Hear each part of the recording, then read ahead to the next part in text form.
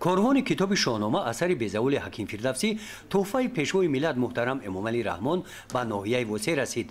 آن را ساکنان ناحیه انتظار بودند.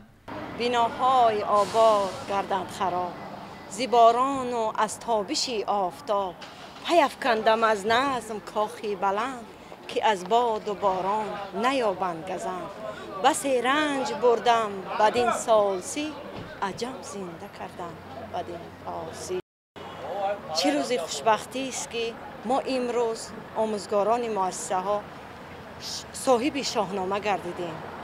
این یک خوشبختی آرزوی دیرینه من در هر کجایی که باشم از شاهنامه سخن میکنم. شاگردان را، همه آموزگاران را از پند و نصیحت های فردوسی تربیت می‌نماییم. بگذار خواننده شاهنامه به نهایت زیاد باشد. ما خیلی می‌نداریم از اقدام پیش گرفته جناب عالی. این شاهاثر بیزاول ابوالقاسم فردوسی را کمیسیون با صلاحیت قبول و رقمگذاری کرده به هر عائله ناحیه وسع همچون تحفه پیشوای ملت محترم امامعلی رحمان تقدیم نمایند.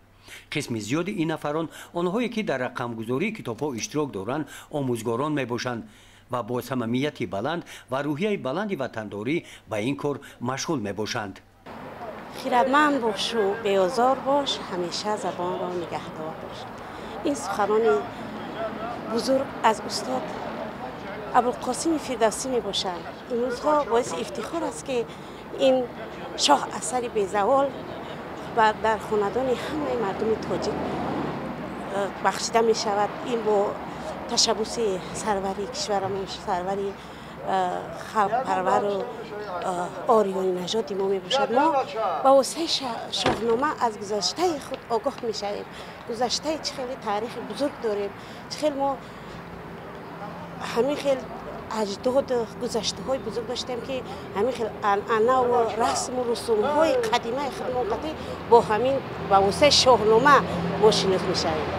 همین جشن نوروز و مهرگان و صدق همه همین جشن ها اولین بار از طرف همین فردوسی بزرگوار بیان شده است. در همونجا در چی کرده است، همین چیزا درد شده هم. اثر بزرگ حکیم ابوالقاسم فردوسی شاهنامه دارای 60,000 بیت بوده در دوام 35 سال تالیف شده است. شاهنامه در تاریخ ادبیات جهان همچون اثر قهرمانی اعتبار زیاد دارد.